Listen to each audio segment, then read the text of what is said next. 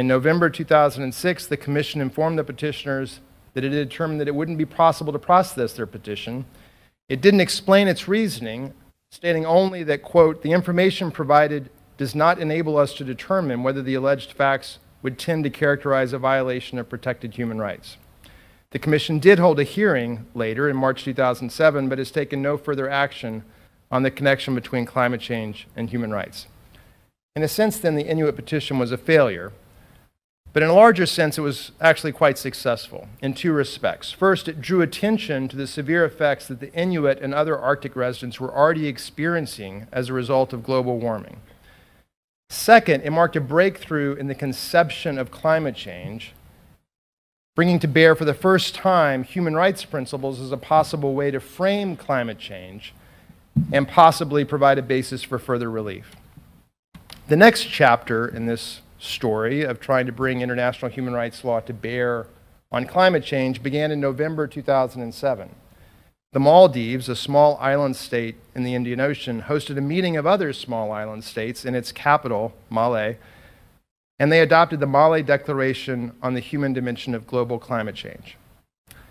Like residents of the Arctic, residents of small island states are particularly at risk from global climate change. Rising sea levels threaten the lives and property of those living in coastal areas all over the world, but in small island states, they threaten the state's very existence.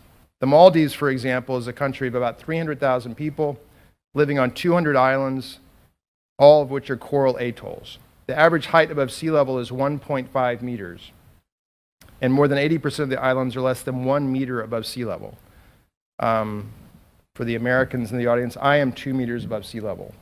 Well, a little more than that since I'm on this podium, I suppose. So I would be the highest point in the Maldives where I'm standing there right now. A rise of 1 meter would essentially prevent, it would be devastating. A rise of even a half a meter would essentially prevent many of the countries in the Maldives, many of the islands in the Maldives from being inhabitable.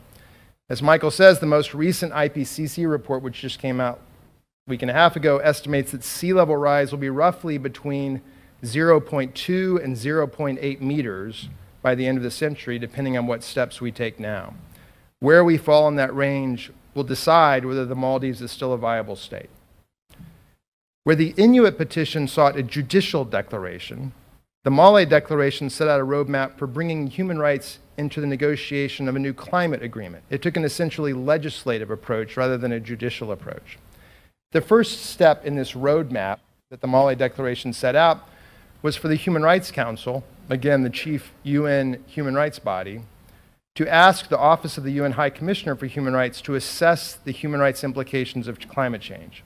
This was the first time that an international body, in this case the High Commissioner for Human Rights, would be asked to formally assess exactly what climate change meant for human rights.